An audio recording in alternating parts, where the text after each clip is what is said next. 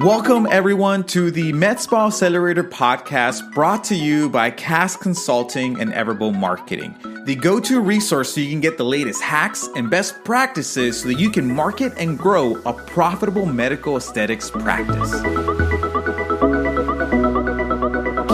All right, welcome, everyone. We are back. This is the 25th episode of the Med Spa Accelerator. Super excited to be back with you guys. First of all, an apology is due.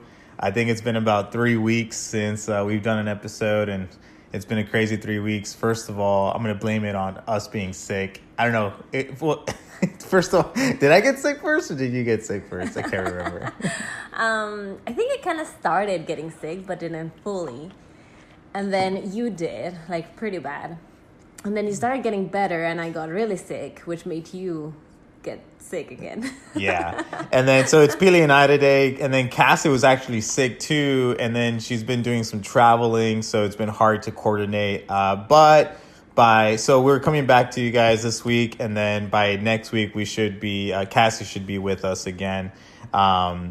And so we're excited to continue bringing these episodes to you guys on a weekly fashion. So we got a good episode for you all prepared today. Something that I know is a struggle for a lot of the med spas that we work with, and that is how to deal with negative reviews. We all got them, right? It's kind of like this, like that one thing you don't like to think about, you know what I mean? Or like that one thing, if you don't have any right now, it's like that one thing that like you're super like worried about. Like, what if this happens? You know what I mean? Like, and I know after talking to a lot of med spas, I know it's just something like a big concern. And so we wanted to create an episode where we talked a little bit about how to deal with these type of reviews. And Pili actually is the one that in our agency kind of deals with that a lot, and she helps our clients manage those. So she prepared 3 things on like kind of what you should do. So I'm going to let her dive in and kind of go through that first one and give us her tips and advice into how we should handle those if you guys ever come across or if you do have some negative reviews at the moment. Yeah.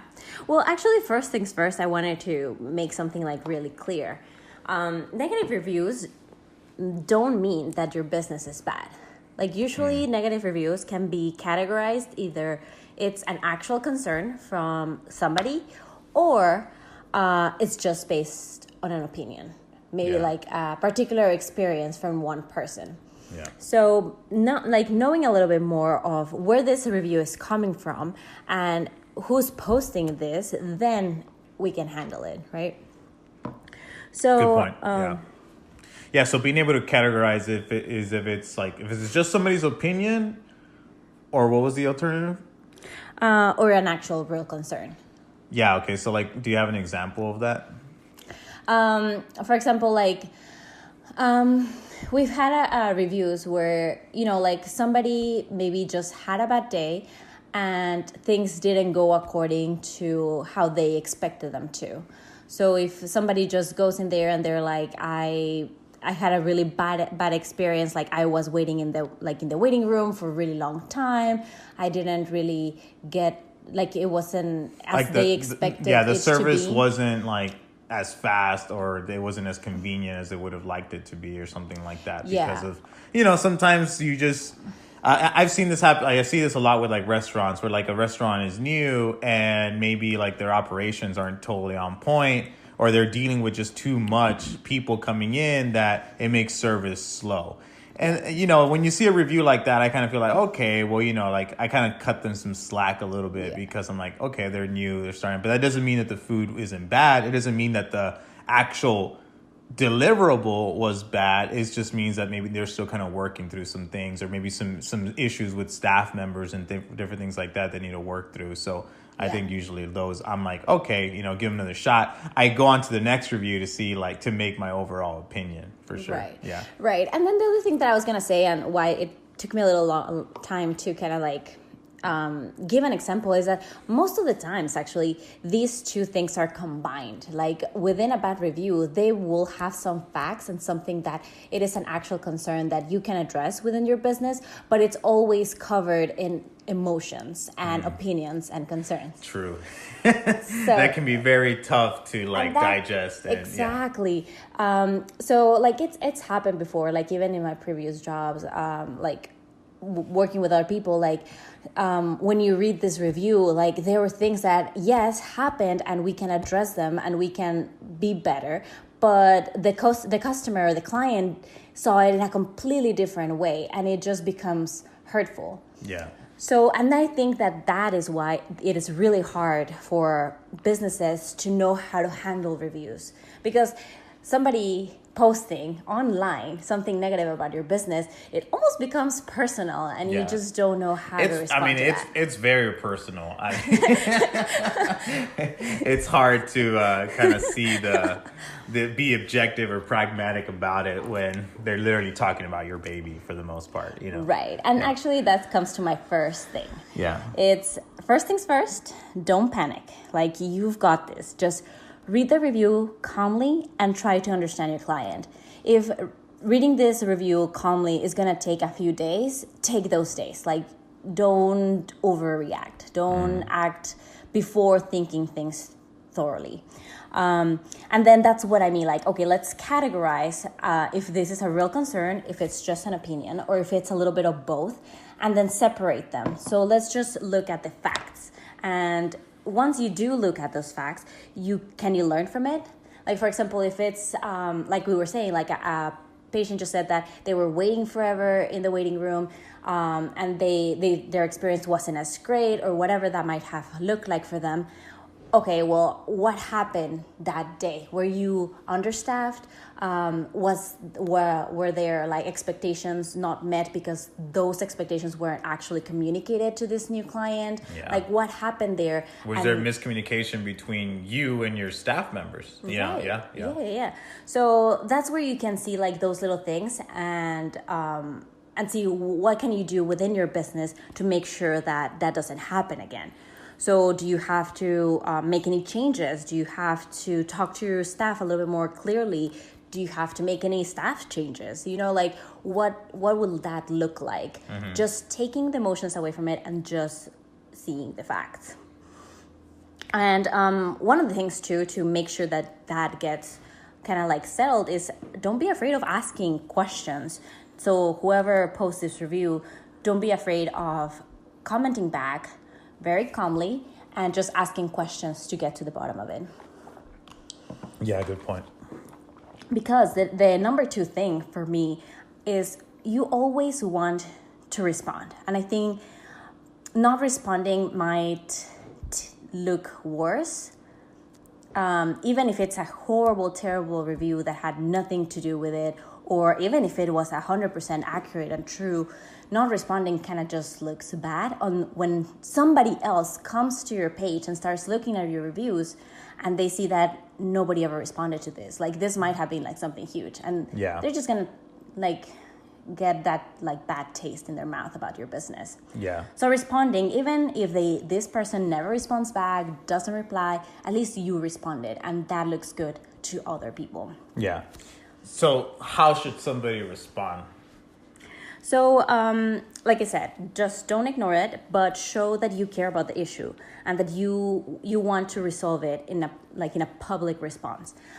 If it's something a little bit more personal, of course, like everybody's concerned with like some HIPAA requirements. Yeah. I know there's like some HIPAA like things that we need to be like careful with when it comes to responding to some of these reviews and stuff like that. So I think you have to be careful with not to say too much, but at least know that you've responded in such a way that, hey, like we're not ignoring you. We're not ignoring this review, and we're going to figure it out. We're going to get to the bottom of it. And we will personally reach out to you. You know what I mean? Like, or like, you know, not necessarily pour my heart out or, you know, like in this review or whatever. Right. Yeah.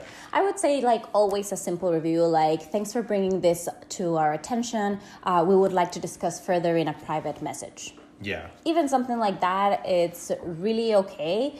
It gets to the point. It still says that you care about this and that you're open and willing to get to the bottom of it, and you want to make sure that your business is better for it. And sometimes I know that a lot of times, like, the review was just complete BS. Maybe we just got some client that was just not an ideal client, and something bad happened, right? Sometimes they have a point, and when they do have a point, it's really looking at you, really looking at the business, your staff, and figuring out, hey, reality check. I made a mistake, we made a mistake, we owned up to it, and figure out how we can be better. And if we messed up with this client had a point, hey, let's figure out a way to make it right. Yeah. Because honestly, like, clients do pay attention to how you react to those mistakes, and they do usually remember the response and the result. And I think too that, like, a lot of times, like, just because somebody wrote a bad review doesn't mean that person is lost forever. Like, I mean, you might not want them to be a client if they were like a bad client, but let's say they were a good client and they left a review. That's still salvageable, guys. Like, if you can figure out a way to make it right, a lot of the time, and you do make it right, a lot of the times those people might be some of the people that are like the most loyal to you. Because you know what? Hey, we get it. Businesses, it's real people, and it's just dealing with relationships. That's really what it is. And they respect that. They respect that, like, you owning up to a mistake if that was the case. Or even so, even if it wasn't, they might just respect you as a person. Like, hey, they really wanted to try, even though I've had, like, bad experiences, and whenever they want to correct it, even if it wasn't the best way, I appreciate that. Like, I can say, like, hey, they really tried. For sure. And the other thing that, like, clients are always asking us is, like, and the reason why they don't want to answer is, like, I don't want to be debating with people online, or fighting with them, or like, what's the point of it? And definitely, like, that's not the point. Like, it's not about fighting with somebody online. Definitely, you don't want it to get to that point. Like, you have to be very careful with your words and how you are responding. But definitely, it's more about analyzing the facts. And that's why we make it a point again and again to separate emotions from facts. And whenever if wherever, like, you were responding, wanting to get to the bottom of it, wanting to actually resolve this problem or this issue, and they keep coming back to you with something and being kind of almost spiteful, you can always end it with, like, we would like to discuss this further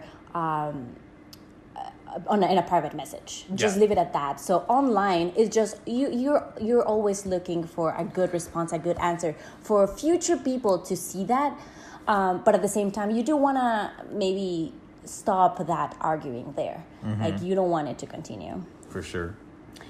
But the other thing that I was going to say about responding, and this is something that a lot of people are doing already, but a key point and something that will definitely kind of like make you stand out from your competition is the follow-up. So say you got a bad review, you already responded, they kind of like had maybe their situation resolved somehow that moment, but then you want to follow up with that. If that case is salvageable, like you were saying earlier, then just following up with something as like, hey, just making sure that everything was okay, just a few weeks, even a month later, just kind of responding to that message. But you mean like responding to that review or like just getting back to that person? I would say either or, depending on the case. So if it was something that it was a little bit more like it's a private message, then, and you started that conversation as a private message, then go ahead and put it there. If not, if it was just something kind of like back and forth within the same review and you just wanted to kind of follow up there, I would 90% of the time just go private message. For sure. Okay. But that definitely like just will ultimately like make sure that the client remembers a positive experience and the negative one kind of like gets passed. Yeah. And then the other thing, and the best, like number 3 for us would be the best way to combat the bad reviews is to get more good ones. Yeah, for sure. I mean, bury it. Yeah, bury it as quick, as fast as you can. Just make it an effort. And I think this is a thing that like everybody struggles with, because if you really think about it, a lot of the people that we work with, a lot of med spas out there don't have a system to generate reviews on a consistent basis, right? And that's the thing, like you need to have one. You know what I mean? You can't just leave like this up to chance, or you can't leave it up to the fact that, oh yeah, well, if this person really had a great review, then they're just going to go leave a review on their own. The reality is that most people will not leave a review unless you ask them to. Yes, because actually I was going to say, like, most people that will that want to leave reviews have positive experiences, but they don't. Like, people that are more like driven to actually write something is out of anger. Yeah. So that's why you're gonna see a lot of businesses get like really bad reviews online, because they're angry and they want something like to be resolved. They want to be heard. They're angry about whatever happened. So they're gonna go online and talk about it. Yeah. Within their reviews, right? And that can still be salvageable, but at the same time, like, most people, like, we actually do have some numbers here, like 86% of reviews are usually 4 or 5 stars. The only thing is that you need to remind those people there are probably in your business more people happy with your services than people that aren't. Yeah, it's 100%. The thing is, just like you said, like, people need to have a system and make it super mobile friendly, very fast, easy to make sure you're getting those reviews. And I want to make a point here, because like in this podcast, we talk a lot about like sales, we talk a lot about marketing and a bunch of other stuff, right?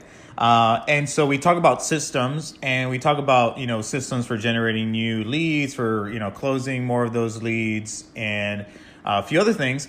But we don't really talk about, this is the first time we're talking about reviews, I think, in the podcast. And a lot of people don't really pay as much respect to them as we should, because, guys, we buy based off of other people's opinions, right? Like, this is the world that we live in today. And so I want to stress that that I want to stress a lot, I guess, that this is super important. Like, the way you have systems for everything else in your business, for your operations, for sales, for marketing, right? Yeah. For how you provide your service, you should also have a system for generating reviews as part of your marketing. Actually, this should totally be part of a customer journey. Yeah. Like, at the end of it, up to a certain point, but definitely like making it part of that customer journey from the moment they see something about you online. Yeah. And then it kind of comes full circle with somebody else seeing this review. Yeah. And actually, I just remembered in our last episode 24, if you haven't listened to that, go and listen to it. Actually, go listen to it right now. But because we talk about the back end funnel, and part of the back end funnel is generating more reviews, because people are going to see those reviews. They're going to come, and that's going to just build more credibility and trust in your business, right? And so, super important. Sorry. So people keep asking us, like, okay, well, how? How do we generate more reviews, right? And the first thing we ask them is, well, are you actually asking your patients for reviews? Yeah. Because it's not a given. Like, people are not, like, you kind of think like, oh yeah, they really like the experience here. They love the results. They're probably going to go online right now and share about it. Yeah, but they don't. Yeah, they might not. And we also get, especially in this industry, we also get a lot of people that might not even want to say that they're getting like Botox or they're getting any type of treatment done for whatever reason. Yeah, privacy and stuff like that too. And I think maybe in my experience also, I think that's why a lot of times people are a little hesitant to ask, because they feel like, oh, well, they're just going to say no. But I hate that, like how do you don't know that they're going to say no. Like, and if they do, then you're really not going to lose anything, because you wouldn't have that review in the first place. Yeah, exactly. So it's better just to ask and get that, get shut down than not asking at all. Because, it's always probable that, there's always that percentage of people that are going to say yes, and they're going to leave a great review. Yeah. And that's what you want, Yeah. And it's also in this type of industry that, clients start forming like a really good relationship with their provider and their staff. And it is a great way for the staff to actually ask for a review, because maybe sometimes, like you get a facial and you're like, oh my God, I've been dealing with these problems and you have a solution for me. I've been loving my results. How can I repay you? Hey, if you want to repay me, just go ahead and leave us a review. That's like the best way for me to actually get exposed online. It's the best way that you like. Those kind words are the best thing for me. Yeah. And so actually something just came to mind. We've never really tested this before. It's just literally just thought about it right now. But a big part of you generating reviews sometimes it's not even up to you, because you're the owner and you're not there interfacing with the actual patients every single day, but your staff is, right? And I get it. Sometimes your staff that's the furthest thing they have from their mind. Like they're not thinking about that stuff. So figure out a way to incentivize your staff to tell their patients to leave a review.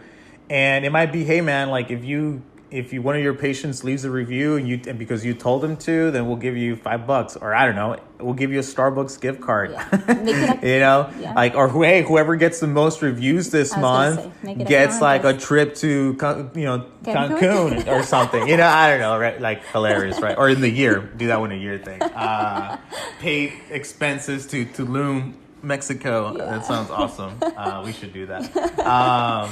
Let me know if you guys go. We'll meet you over there. But no, I mean, so figure out a way to just, because, sometimes it's not you, the owner, know that you need to get reviews, but your staff might not, or they might not remember, but try to figure out a way to incentivize them. Right? Yeah. Because, not always, like, I don't know if with every single spa, but sometimes, you want to leave a tip for whoever your provider was. I know, like, the place that I go like for waxing and stuff, they usually ask if we want to leave a tip, and they sometimes ask me like, do you want to leave a tip or do you want to leave a review? So they appreciate those reviews as much, because they might have something within their business to incentivize that person, Yeah, 100%. So yeah, and then the other thing, and something that I know it's a little bit conflicting, because they say that you can't literally be doing this, but there is a way around it. Is you can also offer a small incentive for reviews. So giving your clients a coupon for their next treatment, or anything of that sort, could potentially like incentivize them to actually leave a review. And the thing about this is you have to ask them for their honest opinion. Like you might get a bad review there, but you have to be very sincere that like, okay, this is we're gonna give you the coupon no matter what. Yeah, even if you hated our service and you never want to come back again. Yeah, but yes, but more than likely, like if they want to get that coupon, they want to get that extra 10% off the next time they come. It's because they like your services, so they're more than likely gonna give you a good review. Yeah, I mean, I would still say like I think more often than not though, like you'll get the people that just want to leave a good review because they really like you. And I don't think I think have the incentive play as like a backup, and I would say test both of them, right? But it would be kind of like part of the conversation. So like your staff or your provider, once they're done with their treatment, they're kind of saying goodbye. There's, hey, do you want to come like for your next appointment should be this day for a follow-up or whatever. And hey, if you leave us a review, next time you come, you get like a 10% off. You know that patient is coming already. Might as well just get that review out of it. Yeah. And they get a little 10% off or something. Nice. Oh, I thought you were going to say something. So yeah, I mean, those are some of the things that we do to deal with bad reviews. So just kind of like summing it up, just first things first, don't panic. Just read it. Most of the times a real concern might be just covered in emotions, and you just need to separate that. It is hard when they're talking about your baby. But if there is some truth within it, I mean, might as well just analyze it and see if you can, do something better with your business. That there might be appreciate it. Appreciate the review. I mean, I know it can be very hard, but appreciate the fact that they're being honest, because you know what? There's a lot of people in the world that will not be honest with you, and they won't tell you the truth. And if you want to thrive in business, I learned this very young. Like if you want to succeed in business, then you need to put your pride aside. And so, and your ego too. So, it's a tough pill to swallow, but do it, and you'll be better because of it, and just come out on top. I mean, all we can do in situations like this is learn from them and just be better. And and a lot of the times too, these type of reviews, it's only a lack of communication. Yeah. So sometimes whenever somebody posts a bad review, they just kind of want to know why. And they might be pissed at the moment, but after a couple of days, just give them a couple of days and reply back, give them a solution. Sometimes they might just say, like, if you just give something out of, like, for their next service or a chance to make it up to them, they might just go for it. Yeah.